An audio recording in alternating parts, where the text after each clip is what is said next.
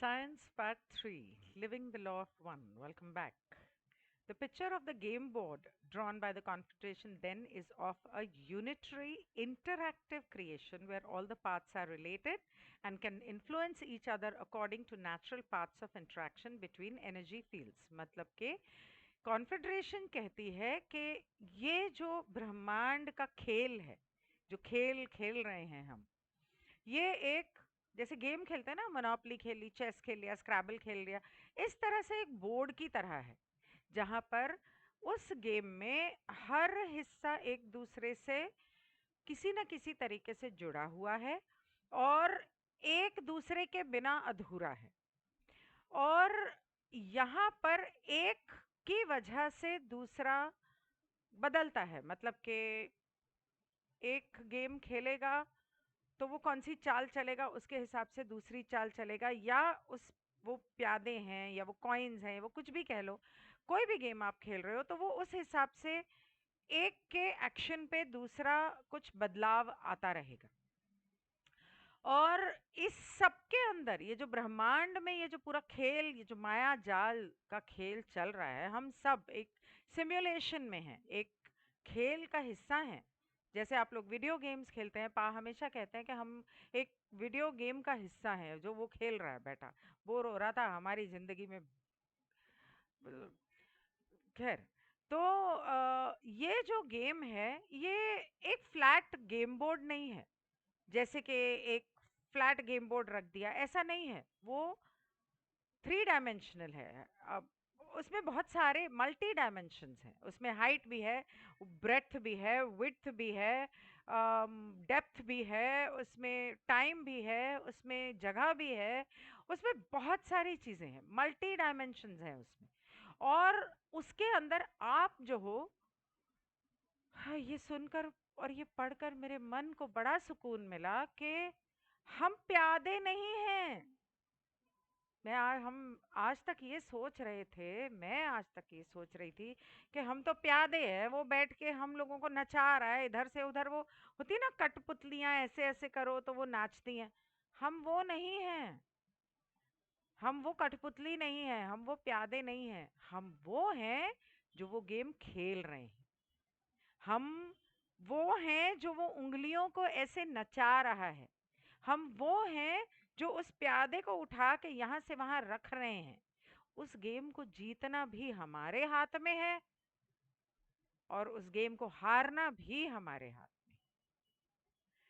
तो हम हमें वहां पर इस गेम को जीतने का, आई एम सॉरी ये बहुत कम रह गया था साइंस वाला हिस्सा, तो ये बहुत छोटा होने वाला है। पर मैंने रियलाइज नहीं किया। अ, ये क्या कहते हैं, वीडियो बहुत छोटा होने वाला है। तो यहाँ पर आप जो चाल चलते हैं गेम्स की, वो चाल अ, चलने, आप किस तरह से चलते हैं, कहाँ चलते हैं, किस रंग में चलते हैं, किस धुन में चलते हैं, ये आपकी चॉइस है। ये आपको चुनना है कि आप क्या कर्म करोगे तो आपको क्या मिलेगा। अब मैं हमेशा ये सवाल करती थी कि मैंने एक, चलो मेरी छोड़ो, एक बच्चा अंधा पैदा होता है या गूंगा बहरा पैदा होता है, उसने क्या ऐसा किया, वो तो अभी पैदा हुआ है। और सच बोलूं तो इसी सवाल से मेरी आध्यात्मिक, जो मेरा जो आध्यात्मिक सफर है, मेरी आध्यात्मिक जर्नी जो है, वो शुरू हुई थी। क्योंकि जब मैंने ये सवाल करने शुरू किए कि मैं तो हिंदू थी नहीं, तो हिंदू में आई तो पुनर्जन्म, आपके कर्म, ये वो, अच्छा ठीक है, ठीक है। लेकिन जो बच्चा पैदा हुआ, उसके, वो ना बोल सकता है, ना चल सकता है, ना कुछ कर सकता है अपना काम। वो जन्म से लेकर उसे इस तरह की जिंदगी जो ईश्वर ने दी, उसने ऐसा कौन सा कर्म कर दिया जो उसे ये सजा मिल रही है।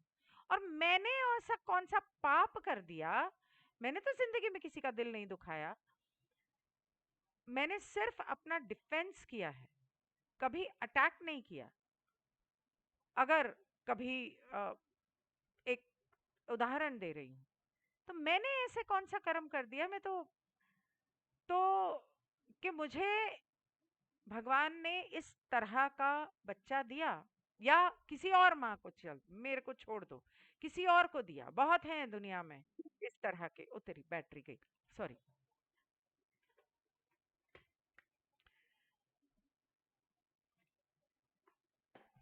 तो जब ये सवाल मन में आया, तब बोलते थे अरे पिछले जन्म में ये होगा, पिछले जन्म में वो होगा, कुछ किया होगा, कोई कर्म होंगे। तो ये तीसरी घनत्वता कि सिर्फ एक जिंदगी नहीं है। हम सोच रहे हैं कि हाँ मैंने इस जिंदगी में तो कुछ नहीं किया, लेकिन इस तीसरी घनत्वता में अपने हजारों जिंदगियां जी हैं। तो एक्चुअली स्पीकिंग तीसरी घनत्वता की एक जिंदगी आपकी 75,000 साल की है। और इन 75,000 सालों में आपने जो कर्म किए, जो मांगा भगवान से, जब मैं 11th 10th 10th में थी, 10th या 11th में, तब मैं मदर टेरेसा के आश्रम गई थी। मैं ये बात पहले भी बता चुकी हूँ, सिर्फ रेफरेंस टू कॉन्टेक्स्ट के हिसाब से बता रही हूँ, क्योंकि अभी पिछले सेशन में मैंने डिजायर की बात की थी। तो एक वहां पर एक इस तरह का स्पास्टिक बच्चा पड़ा था, बहुत ही सुंदर, और लड़का था, और हम तो दो ही बहनें हैं। तो मैंने कहा कि मैं इस बच्चे को चाहती हूँ, मेरे मम्मी को जाके कहा कि आप गोद ले लो, मैं उसे पालना चाहती हूँ, एक स्पास्टिक बच्चे को पालना चाहती हूँ। ये मेरा एक पल का, एक दिन का मेरी इच्छा थी, बहुत ही मासूम इच्छा। क्या होती है, 13-14 साल की होंगी मैं, 16 की होंगी। बड़ी मासूम सी इच्छा थी मेरी कि एक बच्चे को घर देना है, वो अनाथ है, और उसे अपाहिज होने की वजह से कोई फेंक गया, 4 महीने का, 3-4 महीने का। वो इच्छा भगवान ने ऐसे पूरी की कि मुझे बच्चा दे दिया। अभी पिछले सेशन में मैंने बताया था कि आप कभी एक पल को भी कोई इच्छा करो, सच्चे दिल से करो, या हंसी खेल में, क्योंकि जब आप खुश होते हो और जब आप कुछ बोलते हो, दिल से खुश होते हो, उस समय पे आप जो बोलते हो वो पूरा होता है।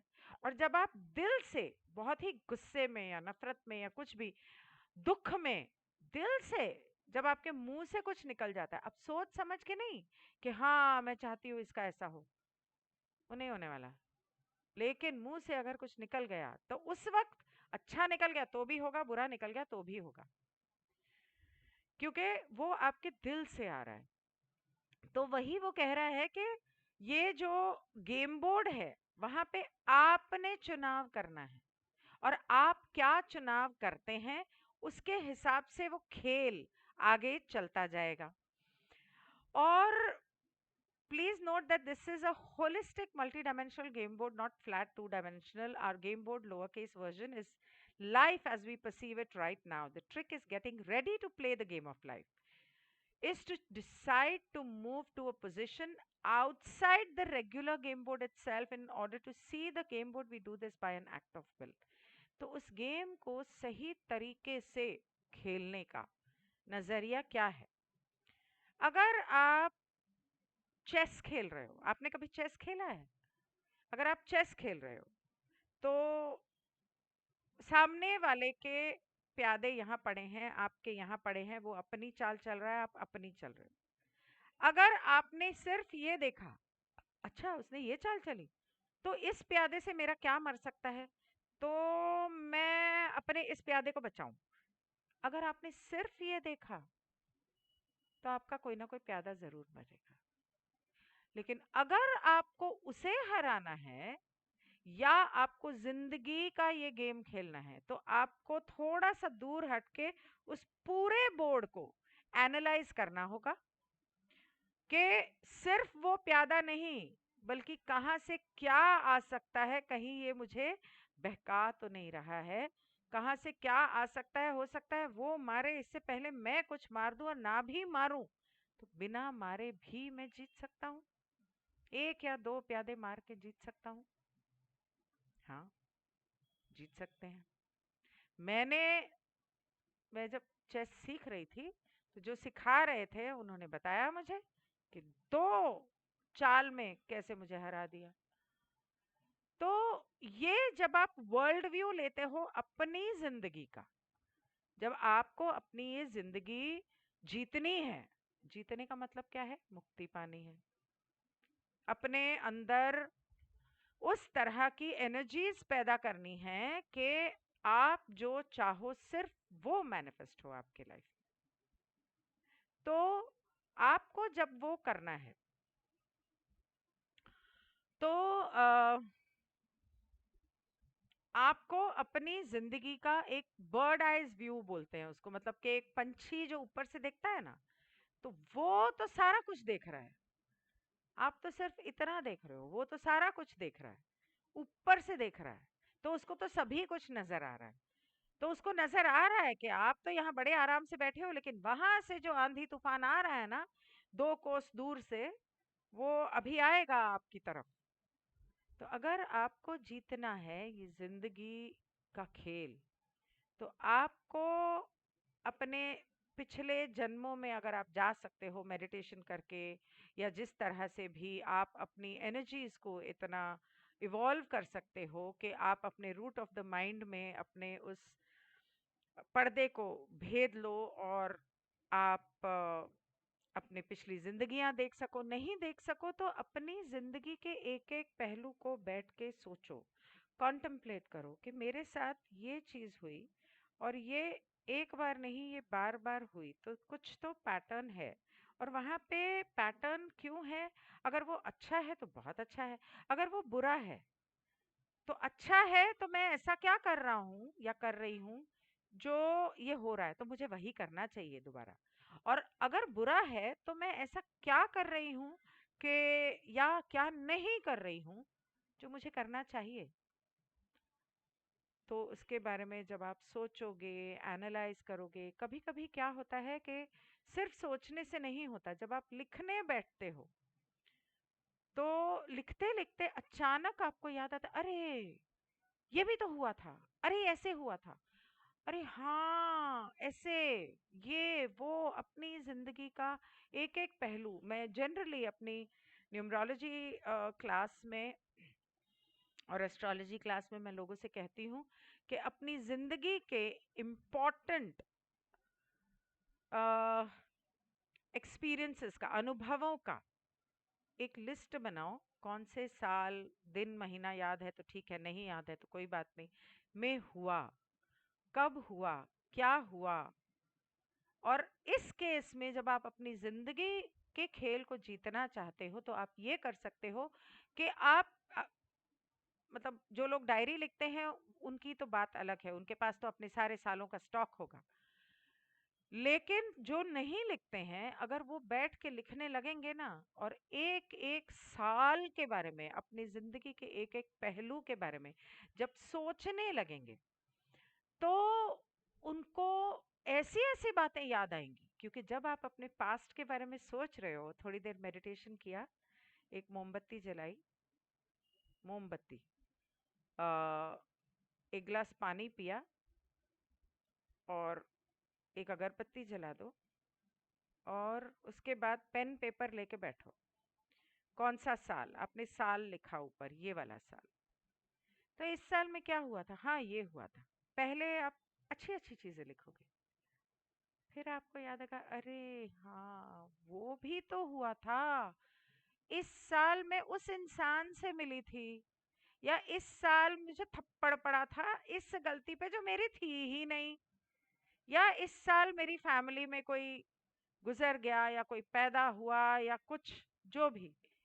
धीरे धीरे हो सकता है कि आप 1985 से शुरू करो, और 95 पे जब तक पहुंचो, तब तक आपको याद है, अरे 86 में तो ये हुआ था, फिर आप वापस जाओगे, फिर वहां लिखोगे। बहुत इंटरेस्टिंग होता है ये, मैंने लिखी है अपनी ऑटोबायोग्राफी शॉर्टकट में। अरे बड़ा मजा आता है, ऐसी ऐसी बातें याद आती हैं जो मैं सोची थी कि मैं भूल गई। सब इधर स्टोर है, रूट ऑफ द माइंड में कुछ नहीं भूलता दिमाग, सब स्टोर होता है। लेकिन लिखने से ये होता है कि जब आप लिखते हैं, खास करके बुरी चीजें जब आप लिखते हैं तो वो आपके रूट ऑफ द माइंड से एक तरह से उसकी एनर्जी निकल जाती है, और जब एनर्जी निकल जाती है तो आप थोड़े रिलैक्स्ड हो जाते हो। और दूसरा, जब आप ये लिखते हो तो आपको एक पैटर्न पता चलता है कि आपकी जिंदगी में आपका आपकी सीख क्या है, आपका लेसन क्या है, क्या सीखने आए हो यहाँ पर, क्या है जो आपको करना चाहिए या आपको नहीं करना चाहिए। तो आप चाहो तो शुरू कर सकते हो। बाकी कुछ लोग हैं, मैं जानती हूँ किसी को जो लिखता नहीं है, पर वो अपने साथ एक छोटा सा वो होता ना रिकॉर्डर, वो रिकॉर्डर रखता था उस जमाने में, जब मोबाइल फोन्स में रिकॉर्डर नहीं होता था। और वैसे भी वो रिकॉर्डर में ना छोटी छोटी टेप्स होती हैं, तो वो टेप्स को आप अलग रख सकते हो। मोबाइल फोन में रिकॉर्ड कर लिया तो अलग तो नहीं रख सकते हैं, पर हाँ, अब वो ड्राइव वगैरह आ गई, क्लाउड आ गया एंड ऑल। तो वो क्या करता था, वो जब भी ऐसे बैठा होता था ना, उसको कुछ मोमेंट कैप्चर करना होता था, तो वो रिकॉर्डर ऑन करता था और उसके अंदर जैसे अपने आप से बातें करता था। आज ऐसा हुआ और मुझे ऐसा लगा और ये लगा और वो लगा, मुझे बहुत बुरा लगा और ये मोमेंट बहुत सुंदर था और बहुत एंजॉय किया, इस तरह से। और फिर वो छोटी छोटी अपनी कैसेट्स जो है, वो इतना छोटा सा था, छोटी छोटी कैसेट होती थी, उसको वो रख लेता था। तो आजकल पेन ड्राइव्स आ गए हैं, हार्ड डिस्क्स आ गए हैं, तो इस तरह से भी आप कर सकते हो अगर आप चाहो। और नहीं तो कोई बात नहीं है, सी यू। अब इसके बाद ये चैप्टर खत्म होता है और नया चैप्टर शुरू होता है, जो है फ्री विल। ये बहुत इंटरेस्टिंग होने वाला है, क्योंकि हम लोगों ने टेलीग्राम पे एक फ्री विल का अलग ग्रुप बनाया। अच्छा हाँ, टेलीग्राम से याद आया, शायद बहुत सारे लोग लॉ ऑफ वन जो देखते हैं, हो सकता है कि वो ये देखें, हो सकता है ना देखें, लेकिन एक चीज मैं बताना चाहूंगी कि एलएल रिसर्च के ऊपर जब जिम और गैरी वगैरह से हम लोगों का इंटरव्यू हुआ था, और उनके साथ जब ईमेल पर बातचीत चल रही थी, तो उनके कहने पर हमने रा द लॉ ऑफ वन का ग्रुप जो है वो बनाया था और उसका लिंक एलएल रिसर्च पे डाला था, ताकि हिंदी में जो लोग लॉ ऑफ वन को समझना चाहते हैं वो इससे कांटेक्ट कर सके। तो ग्रुप पहला जो बना था और जिसकी शुरुआत हुई थी, वो था रा द लॉ ऑफ वन। उसका लिंक जो है वो है t.me/ universal law of one love. One मतलब नंबर वाला one, universal law of one love. तो ये हिंदुस्तान में भारत में सबसे पहला ग्रुप लॉ ऑफ वन का जो बना था वो ये था, जिसके अंदर काफी सारे आप लोग यूट्यूब के लोग जुड़ते गए। और इसके बाद ऑफ कोर्स बहुत सारे लोगों ने अपने ग्रुप शुरू कर दिए, बहुत सारे लोगों ने अपने चैनल शुरू कर दिए। बहुत अच्छी बात है, मैं खुश हूं कि कम से कम लॉ ऑफ वन फैल रही है, चाहे जिस तरह से भी फैल रही है। आप चाहे आप अपना ग्रुप बना लो, कोई बात नहीं है, एज लॉन्ग एज आप उसके अंदर लॉ ऑफ वन सही तरीके से सिखा रहे। अगर, क्योंकि एक दो लोग ऐसे हैं जिन्होंने लॉ ऑफ वन के नाम पे लॉ ऑफ वन के ग्रुप से लोगों को उठाया और उन्होंने सोचा अरे ये तो जाने पहचाने हैं, और फिर उन्होंने लॉ ऑफ वन के बारे में जो गंद घोला है, और टेलीग्राम पे सारे लॉ ऑफ वन के ग्रुप्स में जाके जो गंद घोला है, ये तो हम भी समझते हैं कि ओरायन ने उनका दिमाग खराब कर दिया और उन्हें बहका दिया। अब ये उनकी इच्छा, बहकना चाहें शौक से बहके।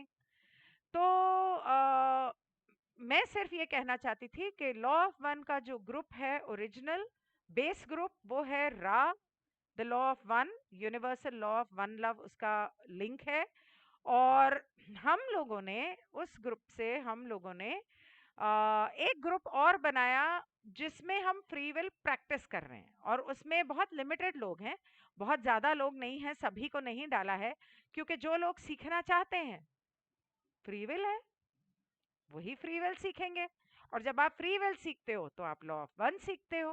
तो वो हमारा एक क्लासरूम है, वहाँ पे हमारे वीसीज भी होते हैं, वीएन्स भी होते हैं, मतलब वो क्या कहते हैं, टीम्स पे मीटिंग्स भी होती हैं और डिस्कशन होता है कि किस हर एक की बात को इज्जत दी जाती है, हर एक की बात को समझा जाता है कि हम इस चीज को बेहतर किस तरह से सीख सकते हैं। तो अभी तो 2-3 दिन ही हुए हैं और हमने अभी सीखना शुरू किया है और क्या इत्तेफाक है कि आज फ्री विल का टॉपिक मैं शुरू करने वाली हूँ। मजा आएगा। So I will see you in the next session of Free Will. Goodbye.